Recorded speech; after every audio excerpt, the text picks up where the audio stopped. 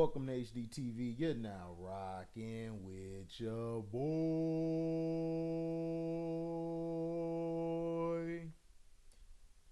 So, Penny Hardaway basically came out with this statement.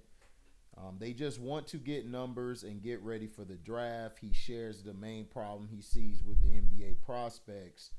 So, for Penny, skipping college basketball has become a norm in today's game. So ever since, he landed a head coaching job at the University of Memphis, he developed a deeper appreciation for college basketball tenure.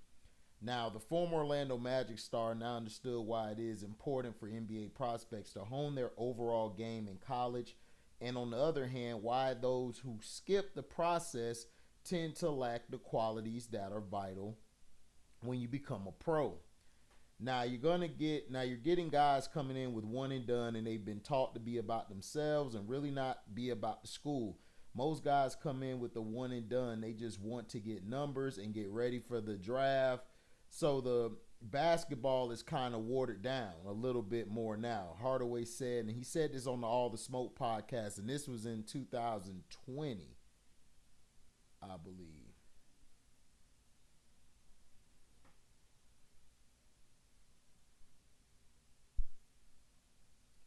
Yeah, this was done in 2020 because the substance is gone. Whenever he reflects on it, Penny could reminiscent about how basketball was better back when he first came into the NBA. At the time, Hardaway said they were able to build camaraderie over time and college teams got better in the process. Nowadays, Penny said most youngsters only play in college until they finally make a name for themselves and make the most money out of their brand. It was different because guys stayed 4 years. It was rare for guys to come out early in the early 90s, Hardaway remembered, and guys were staying longer, so it was a better game, he said. It was kind of a veterans league of college players because everybody got a chance to play together for 2 or 3 years, so the teams were better. Guys aren't staying 2 or 3 years, he stressed, and I get it. You got to go get that money. There's a ton of talented players, but the 90s was just better because the guys stayed in school longer. Even though you're still getting good basketball now, it was just better basketball then. Now, before Hardaway's reflection, Kareem Abdul-Jabbar foresaw this problem a few years back. According to Cap, players skipping college to become an NBA star have been hurting both college basketball and the pros. For Kareem, the NBA should make a conscious effort to find ways to address the issue before it gets worse. And this is what he said in his words. I believe this has hurt both the pro game and the college game. Abdul Jabbar once said the colleges are losing their best players to the pros, and the NBA has to keep these players on the bench while they hopefully develop the basketball IQ and maturity to play at the NBA level. However, that development doesn't always happen. There are way too many washouts. I think the NBA needs to work out a way to make better use of its development league or find a way to let players stay in college for a longer period of time. He added, one and done is not working out to anyone's satisfaction by losing its stars to the NBA. The college game is becoming marginalized, which ironically has hurt the pro game. Now that was from Cap, Kareem Abdul-Jabbar. That was from him. Now, another person who said something was Kobe Bryant. Let me see if I can find it.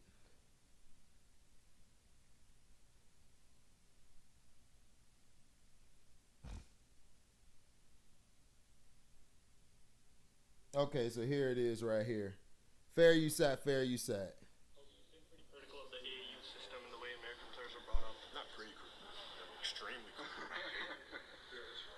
Because it doesn't teach our players how to play the right way, how to think the game, how to play in combinations of threes. I think everything is it's a reward system. I think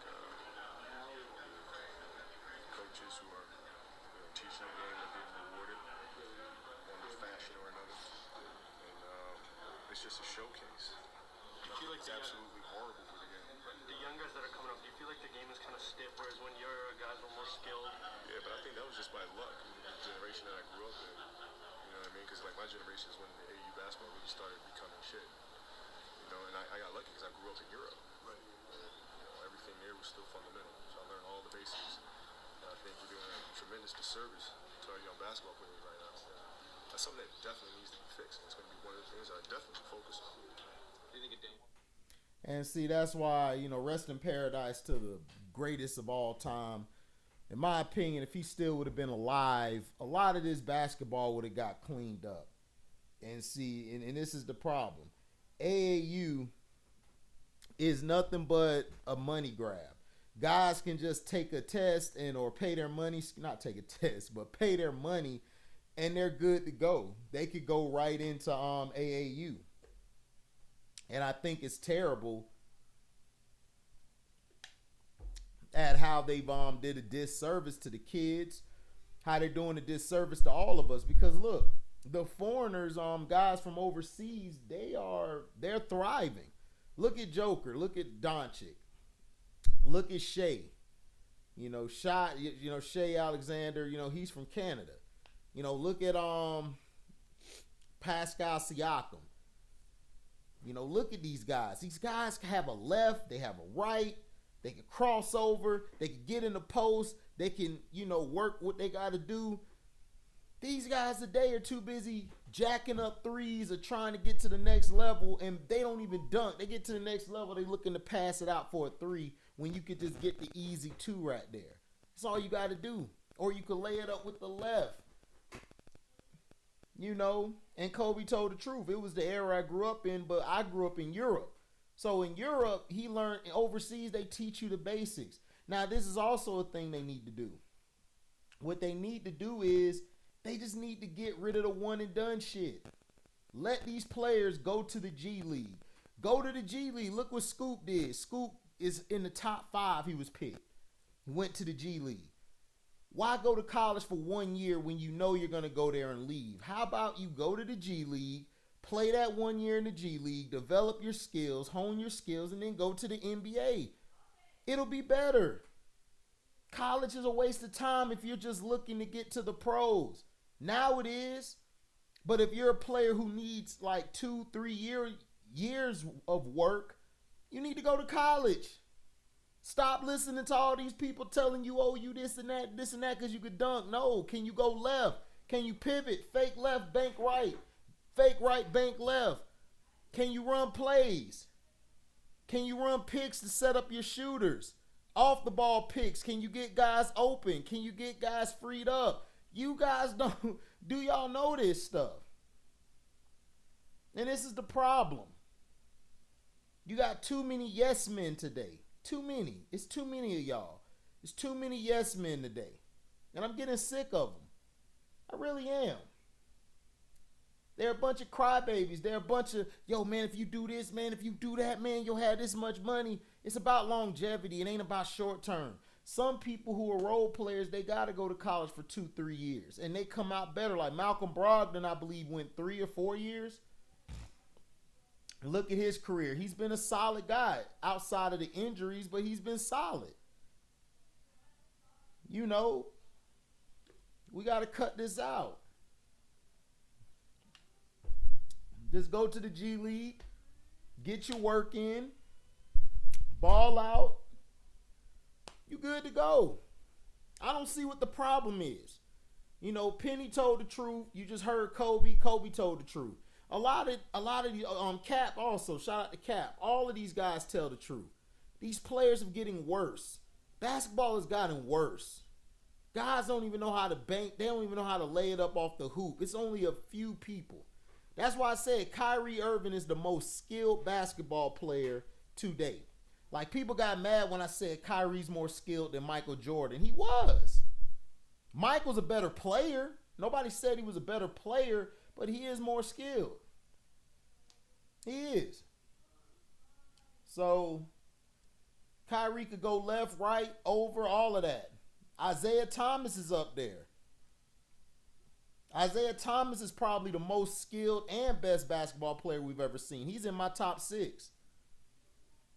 I got him right under Iverson. I got Iverson. The reason I got Iverson, I get conflicted because him and Iverson are like right here to me. But Isaiah would always get the nod because of his ability to lead his team to championships. And, you know, down the stretch, I think he was a little more clutcher than that. They both were clutch. But I put him there. Hey, I put Isaiah there. Isaiah being my 5. I got Kobe, Hakeem, Rodman, Duncan, and I got Isaiah. That'll probably be my 5, and AI will be at 6, 7. I got, because it's hard. I love Bird, but the reason I got Rodman over Bird because Rodman could do everything. He could do everything at a high clip. He just wanted to shoot a bird or score a bird was. But Bird's in my top 10. But AAU ball needs to be destroyed. Players need to get back to the fundamentals, get back to the basics. They need to get rid of that one and done rule. Like, go to the G League. Go to the G League. Excuse me. Just go to the G League. If you go to the G League, I think you'll be fine.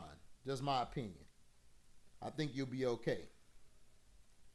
You know, let me know in the comment section what you guys think about that.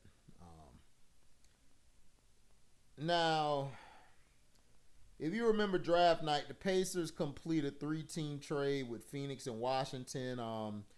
They acquired the draft rights to Jarace Walker, the 8th overall pick in the 2023 draft, and 2 future second-round draft picks as part of a 3-team trade, also involving the Suns and Wizards. As part of the trade agreement, the Pacers sent the draft rights to Bilal Coulibaly, the 7th overall pick in the 2023 NBA draft, to Washington. Okay.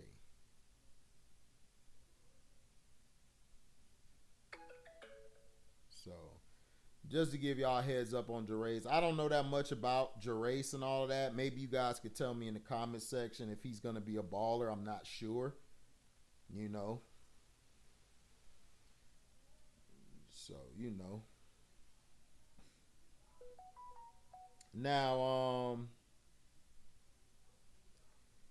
Now, ESPN is making its cuts. 2-time Super Bowl champion analyst will lose his job. That's Rob Ninkovich from the New England Patriots. Very solid linebacker. I love how he played the game, and he's the only one who actually was really one of the ones helping Lamar Jackson defending him. So the front office sports says the sports network won't renew him, but he won't be laid off. Espen will wait until his contract expires in late summer. According to the report, as Espen completes his cost-cutting talent exercise, the network is taking dual approaches. Some contracts for on-air TV/radio talents like Ninkovich simply won't be renewed. Others will have their guaranteed contracts bought out. They will still be paid in full, but ESPN will be able to write their salaries off the books. FOS reports.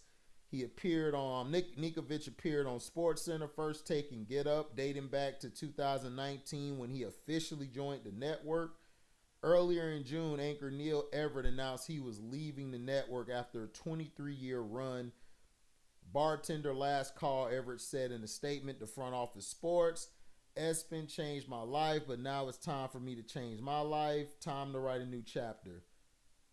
So the 61-year-old has co-hosted the late edition of SportsCenter from Los Angeles with Stan Everett since 2009. Also, Andrew Marchand of the New York Post said the network will be looking to cut talent with higher salaries. He mentioned NFL reporters Susie Colbert and Steve Young being at risk because of their high salaries and reduced time on air. Max Kellerman, he's on the way out. Him, Jay Williams, and Keyshawn Johnson, that show has been canceled.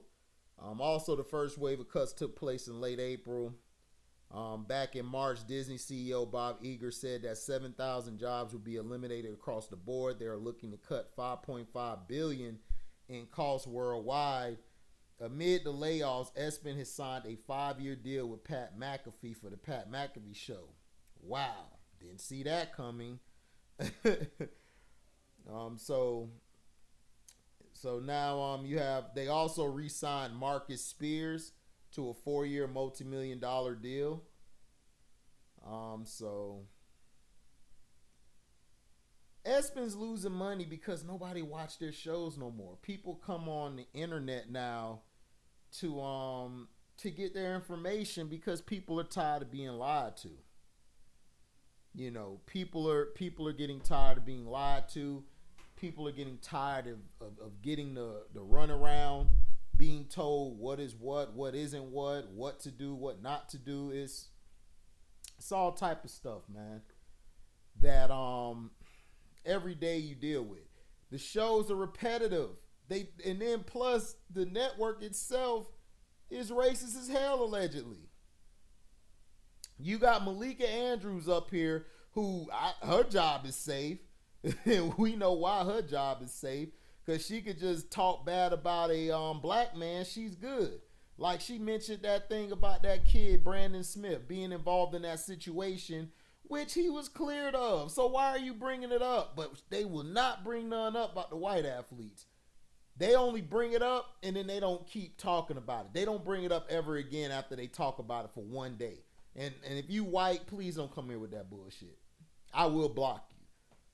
Because I will block you if you come with that bullshit. Because you know it's the truth.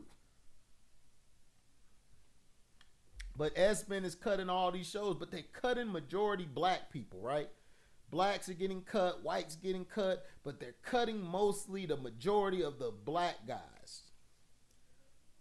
And some black women. But you know they had to throw Steve Young and and Max Kellerman and Everett up there to make it seem like it. But you know they had to hire back Pat McAfee. And then they hired Marcus Spears back because he used to be with the Cowboys. You know, but he's better than Kendrick Perkins. I give him that. He way better than Perkins. But you know Perkins' job's safe because of LeBroni's.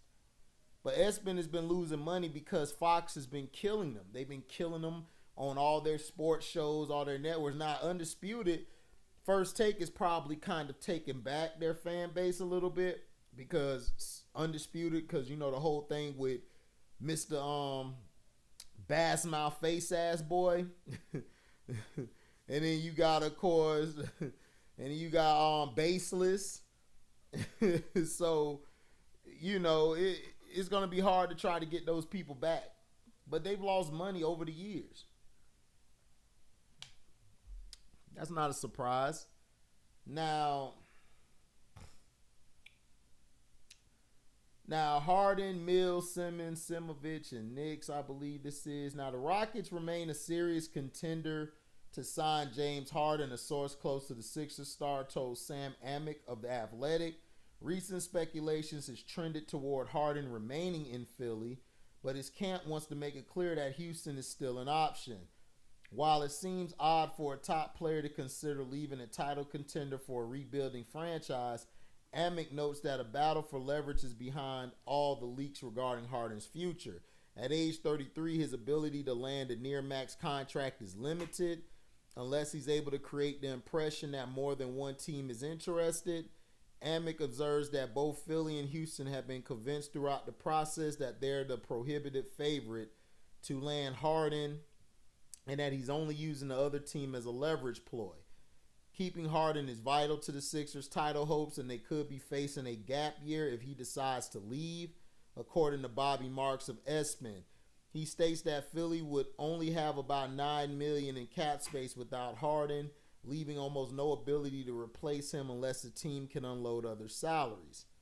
Now, Patty Mills is hoping No J Ben can take the court for Australia in the FIBA World Cup this summer as a prelude to a healthy season with the Nets, per Brian Lewis of the New York Post. Mills is encouraged by what he has seen from Simmons' off-season workout. We're still a few weeks away yet from all accords, and from what I've heard, he's looking after his body and getting to the shape and health that I think everyone wants and needs him to be. So I think first and foremost for him is just about getting to that part where he can be Ben again. Ivo Simovic, an assistant at UCLA, is finalizing an agreement to join Darko Rajakovic coaching staff with the Raptors. Tweets Pete Thamel of ESPN. Simovic and Rajakovic have teamed up before in Serbia and Spain, according to Thamel.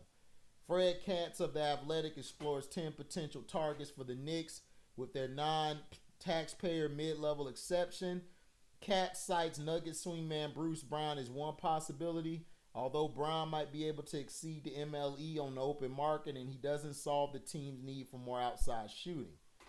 Yeah, but the Knicks need to get Bruce Brown, because what he does is he brings an extra guy off the bench who could defend and also could score. He could get to the next level. You need that. And then you just got to go get another shooter. Now, James choked it. If I'm a team, I'm not paying him the max. I'm not. Now, if you're going to pay him the max, then you're paying him to sell tickets. That means your team wants to sell tickets. If you want to sell tickets, sign him. But if you want to win a championship, he ain't finna do it. How many years have we seen you need to cut your beard off. You're not Mr. T. Mr. T would have went out there and pitied the fool. Whoever thought they could stop him. You ain't got no bowels in you. You got all cat and all pie. You soft, and you're wasting everybody's time. Now you talking about going back to Houston. If I'm Houston, why would you want him? He couldn't handle Doc. And Doc is considered a soft coach. What are you going to do with Ime? Ime gonna cuss you out. He don't care. And then his guy Morley is in Philly. He's not leaving Philly. He'll be a fool to leave Philly. He better take what Philly give him and shut up and go have a Coke and a smile or go to the strip club. Because, dog, every year you choke. Every year you choke. That's what you do. The Reggie Miller, that's all you do. And you think I would spend all this money for you? Hell no. Listen, man, it's time to get these dudes out the game. It is. It's time to get these dudes out the game. You know, because all these dudes want to do is just get the money, collect checks, and just play. And this is what's hurting the game as well. These guys get paid way too much money. They do. That's one thing I get in NFL. The NFL like, man, we ain't paying you all that. You better go play. We're going to give you an incentive here and here. You got to prove yourself. And that's what keep guys playing they ass off. Do I feel they need guaranteed contracts? Yeah, they do. But at the same time, they're overpricing a lot of these players that really don't deserve no max deals. James Harden, as far as a regular season player, he's been great. But what do you do in the playoffs? You flame every year. You'll have some flashes, but it's hit or miss. You know. So that's my daily news on that. Oh, man. Thank you for listening. Make sure you like, comment, subscribe, share this. Hit that notification bell to select all to receive upcoming notifications. And if you guys love what you hear, you can donate to the page by going to my description box, hitting that link that'll take you to my Cashapp. Now, you guys can find me on Zelle if you have no Cashapp. I have a number in the description box. Just hit that Zelle up and hit that number in there. You'll find my account where you could donate. Also, we can super chat. Like when the video go live or premiere, like this one right here is a premiere video. This is pre-recorded. You know, you can super chat. But if you come late, you could always leave a super thanks. When you rewatch the video, you can leave a super thanks, which is cool. I think if you replay it, I think you can leave a super chat as well. So I'm not sure, but you can leave a super thanks. You know, thank you guys, man, for your support and your love. I'm out. Deezy.